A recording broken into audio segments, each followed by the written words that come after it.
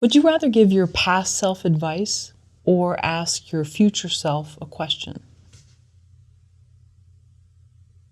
That's a deep one. Ask my future self a question.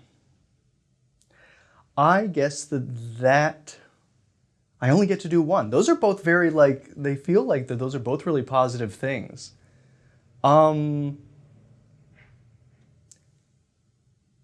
going to go with ask my future self a question just because I feel like luckily I have the sort of personality in which I'm always trying to figure things out and come up with sort of like new and novel approaches to any sort of like problem, either creatively or from a career perspective. And I would like to imagine that that only gets like better with age. And I would hope that future me would have a lot of sort of insight now. Because I guess the other problem is that with that scenario is, does young you listen to you anyway?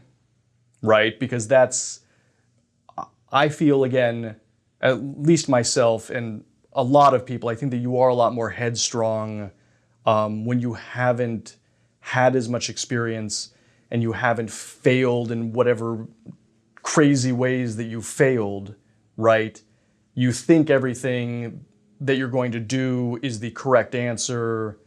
And so I think that it's a little hard to shake yourself out of that until you've actually had that experience and you go like, oh, that really did not work. But yeah, I imagine that like young me probably would have been a little hubristic and would not necessarily take old me's advice. What would be the question that you would ask your future self? The question I would ask my future self. Yeah. Dear Logan, I have a question. Like 1,000% legitimately, I would ask what steps do I need to take now to ensure that I'm holistically happiest in the future? I think a thing that a lot of entertainment people struggle with, or again, maybe not a lot of it, or maybe it's just me.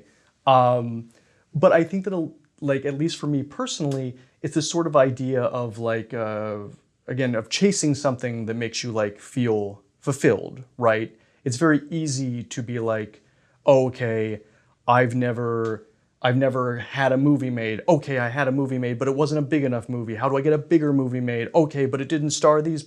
It's very easy to get into that mindset. And I think that it's really important, even though it's hard, to kind of try to take a step back and go, okay, but life still keeps going on. You need to like try to like focus on like what makes you happy in this moment, what makes you feel fulfilled in this moment, and not get too caught up in the chasing of goals. I do like obviously goals are extremely important. You're never going to reach whatever sort of, you're never going to reach the sort of like fulfillment that like you want, like if you're not setting goals for yourself and you're not taking the steps to actually achieve things. But I think that it's very easy to make that solely the focus. And when that's solely the focus, there's a lot that you're missing that's going on all around you. Like we were talking about like originally this sort of idea of like, okay, does it look exactly like, again, like what I thought of when I was a child, my life? Yes or no is one question, but is what it is still really great? You know, if you're looking to poke holes in something, you can always poke holes.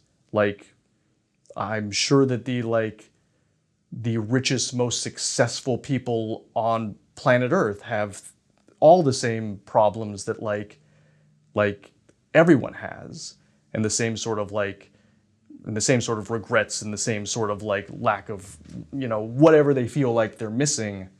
It's important to try to not focus on that.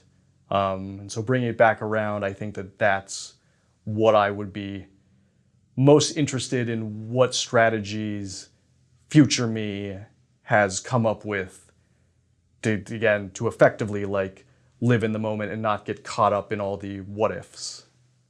I think it's great that you're talking about chasing like these goals, because I think that's so easy to do, whether it's an indie film or if you on a higher budgeted film, because there's a lot of hoopla when a trailer comes out, and then you're reading comments and hopefully they're positive, and then if the film screens somewhere, okay, but some of that stuff is so short-lived, and then it's on to the next project for so many people, either whether they're working on it or whether they're going to see it. And so a lot of that is just like this, it's like the evolution of a movie. It's like it's like a circle. And some of that, what seems satisfying is so short-lived. So you're always kind of chasing that, where people are tweeting about it, wow, this is so cool. Or it could be a crowdfunding campaign or whatever. And then it dies out, and then you've got to go on to a new thing. So I think it's really easy to fall prey to that. I think that it's important. It's probably more important now than ever, because I think that in the sort of like social media validation world that we all live in, it feels like if you're not doing something to get that sort of like that validation and that dopamine like hit, that you like that you're not on the right path, or you're not like doing what needs to be done. And those things are just entirely different.